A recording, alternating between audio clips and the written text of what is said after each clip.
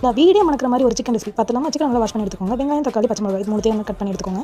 Pan நல்லா heat ஆனதும் 2 teaspoon மிளகு, 2 டீஸ்பூன் சோம்பு, 1 டீஸ்பூன் சீரகத்தை நல்லா ட்ரை ரோஸ்ட் பண்ணி எடுத்துக்கோங்க. சேம் அதே பேனில் கொஞ்சோண்டு ஆயில் விட்டு நல்லா கோகனட்டை நல்லா ரோஸ்ட் பண்ணி எடுத்துருங்க.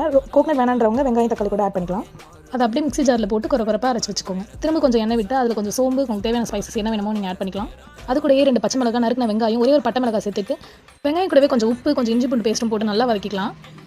இது நல்லா வதங்கணும். நம்ம சிக்கனை இது கூட ஆட் பண்ணிக்கலாம். சிக்கன் ஆட் பண்ணிட்டதுக்கப்புறம் 2 ஸ்பூன் மஞ்சள் மட்டும் ஆட் பண்ணி கொஞ்சம் நேரம் மூடி போட்டு வச்சுன்னா சிக்கன்லேயே தண்ணி நல்லா கடையில் விற்கிற இந்த சிக்கன் மசாலா போட போகிறதில்ல. வீட்டில் வைக்கிற குழம்பு மிளகாத்தூள் 2 spoon, 1 spoon chilli powder, 1 spoon மல்லித்தூள், 1 ஸ்பூன் கரம் மசாலா மட்டும் போட்டுக்கிறேன். ஸோ இந்த மசாலாலே சிக்கன் ஒரு 2 நிமிஷம் குக் ஆகட்டும். அதுக்கப்புறமா தேவையான அளவுக்கு தண்ணி ஊற்றிட்டு நம்ம அரைச்சி வச்சிருந்த பேஸ்ட்டையும் நம்ம இதுக்குள்ளே ஆட் பண்ணிடலாம். நான் முன்னாடியே சொன்ன மாதிரி உங்களுக்கு தேங்காய் டேஸ்ட் பிடிக்கல அப்படின்னா நீங்கள் அதுக்கு ஆல்டர்னேட்டிவாக நீங்கள் வெங்காயம், தக்காளி அந்த மாதிரி ஆட் பண்ணிக்கலாம். அப்படி இல்லை அப்படின்னா வெறும் ட்ரை ரோஸ்ட் பண்ணது மட்டுமே நீங்கள் வந்து அரைச்சி மசாலா போடலாம், அதுவுமே நல்லாயிருக்கும். சிக்கன் நல்லா வெந்துட்டதுக்கப்புறமா ஒரு கைப்பிடி நிறையா கொத்தமல்லி தூவி சிக்கனை இறக்கிடலாம். அவ்வளோதான், சிக்கன் கிரேவி ரெடி. நீங்களும் மறக்காமல் ட்ரை பண்ணி பாருங்கள்.